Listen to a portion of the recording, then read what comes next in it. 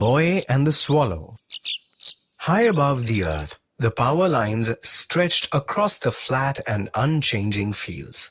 One of the giant electricity poles was on his father's ground in a square patch fenced off with barbed wire. Andre was 11 years old and he knew one cannot touch electric wires.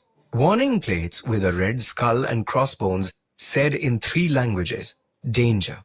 Andre was a daydreamer, and the power lines opened for him a door into a far-off world of magic, a world where there were big machines and busy factories. On clear evenings when the swallows gathered, he loved to hear the birds make excited, twittering sounds. He loved to see how they flew off the copper wires into space and how their perfect, curved wings lifted them in the air. They were flying thousands of kilometers over land and sea and mountains to countries he had never dreamt of. The birds opened another door for him. He watched the swallows one morning as they took off from their perch on the power lines. One of the swallows stayed behind, hanging there, flapping its wings. Andre saw it was caught by its leg.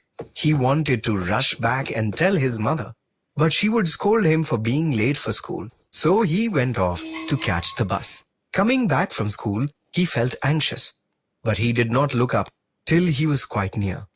The swallow was still there, its wings spread but not moving. It was dead, he guessed. Then he saw it flutter and fold its wings. He felt awful to think it had hung there all day. The boy went in and called his mother. They stood below the power line and looked at the bird. "It's a pity," Mother said, "but I'm sure it will free itself somehow." "He can't," Andre said. "Yes, he will," she said quite firmly and went in. His father came home at 6 and had tea. Then he worked in the garden. Andre followed him and soon got round to the swallow. "I know," his father said. "Mama told me." "Well," his father tilted up his old working hat and looked at him hard with his sharp blue eyes. "We can't do anything about it, can we?" "No, Papa, but..." "But what?" Andre kicked at a stone and said nothing more. He knew his father did not want to hear anything more about the bird. At dinner, none of them talked about the swallow. But Andre felt as if it was hanging over their heads. When he was in bed, his mother tucked him in and said he must not worry about the sparrow. "It's not a sparrow, it's a swallow," he said.